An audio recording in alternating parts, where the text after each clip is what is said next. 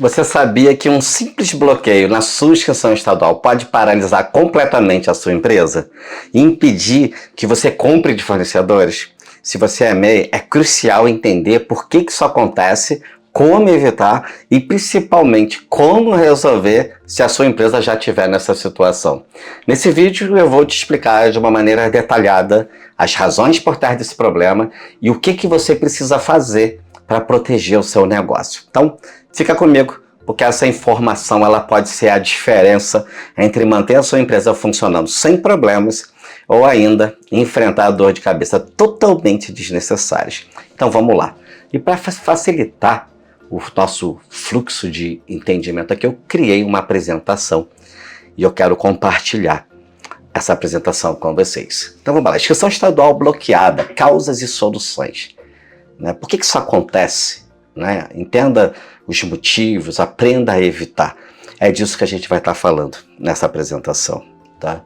E o primeiro motivo de bloqueio tá ligado a excesso de faturamento. Tá? A gente, no MEI, existe um limite de faturamento, que hoje é de R$81 mil por ano.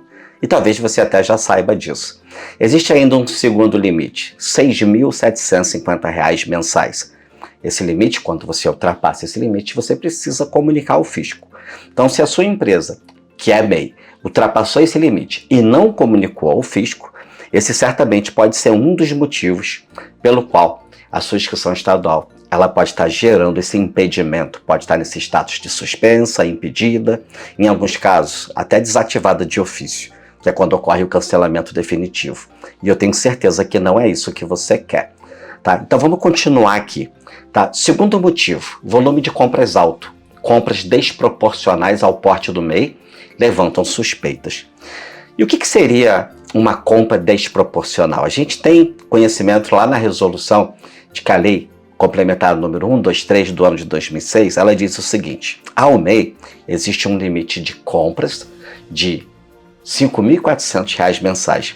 Isso é o valor que é aplicado hoje, mas a regra para definir o valor é basicamente 80% do meu limite de saídas.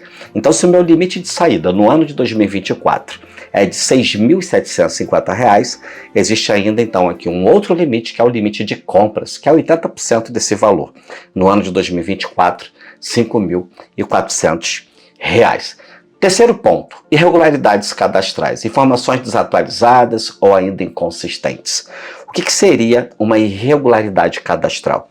É quando você constitui a empresa, por exemplo, em um endereço, e esse endereço, por exemplo, você mudou de endereço, a empresa não está funcionando mais lá, está funcionando em outro local. Isso gera uma irregularidade no cadastro. Existem ainda outras irregularidades no cadastro que você precisa ficar atento. Por exemplo, eu tenho um CNPJ no qual o meu objetivo é o comércio varejista de autopeças, só que aí eu estou vendendo roupa. Ou ainda, o meu objetivo é o comércio varejista de autopeças, mas eu estou vendendo produto de informática. Isso também é uma irregularidade cadastral. Tá? Então é importante verificar se o CPF dos sócios, por exemplo, tá? Se eles estão com alguma pendência de regularização, verificar se existe alguma pendência relacionada ao endereço ou ainda ao objeto social, aquilo que você compra, aquilo que você vende. Fica atento a isso aí também. Tá? Terceiro ponto, a gente vai estar falando agora sobre o quarto ponto, pendências fiscais. E aí quando se fala de pendências fiscais, existem basicamente dois tipos de pendência. As pendências fiscais, onde você deixa de pagar o imposto, basicamente, não efetuou o pagamento do DAS, ou ainda as pendências cadastrais.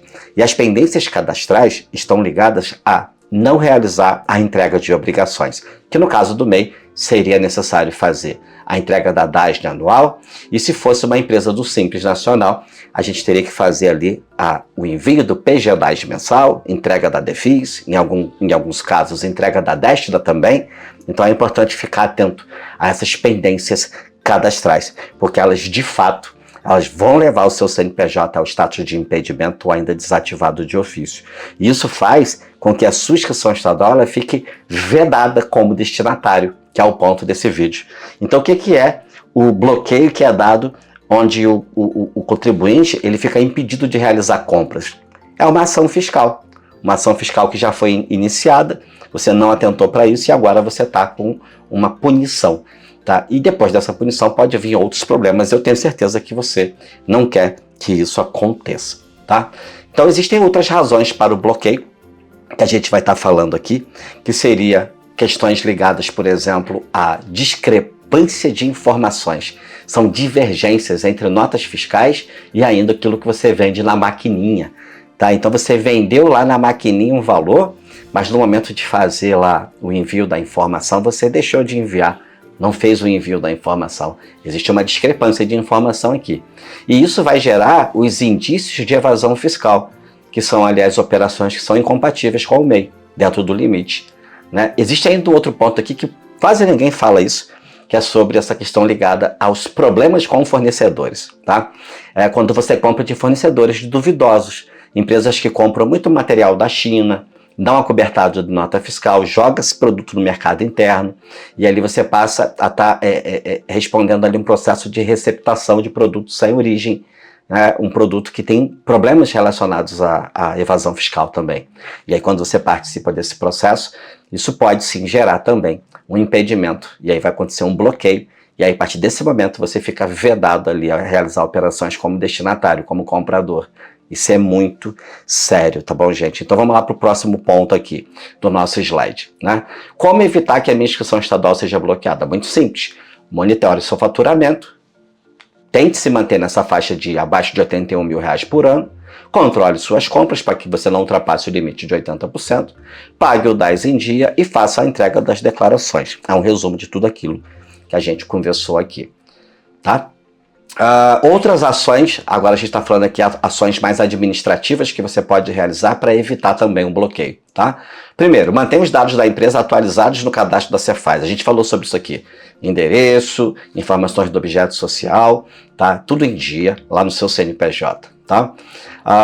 Garanta coerência entre as notas fiscais e a realidade da empresa, tá? Ou seja, você não pode emitir notas fiscais ou ainda realizar compras em valores superiores a 80% do seu limite, que hoje, no ano de 2024, é de R$ 6.750. E procure realizar compras com fornecedores que estejam num status de regularidade com o fisco. Vamos agora ao ponto, que talvez seja o ponto que te trouxe até esse vídeo. Como resolver? Existem 3 pontos básicos aqui, tá? Verificar na Cefaz o motivo do bloqueio. Segundo ponto, regularizar essas pendências através do pagamento dos débitos e ainda realizar as atualizações de cadastro. Então, sempre que a gente recebe um cliente que vem através da internet com esse problema, primeiro passo, a gente entra em contato com as autoridades de fiscalização. Em cada estado existe um nome. No Rio de Janeiro, por exemplo, você tem a IFE, em Minas você tem as AFs, São Paulo, por exemplo, você tem que entrar em contato com o posto fiscal. Em cada estado, a gente tem nomes diferentes para a mesma coisa. Mas, basicamente, o que a gente faz?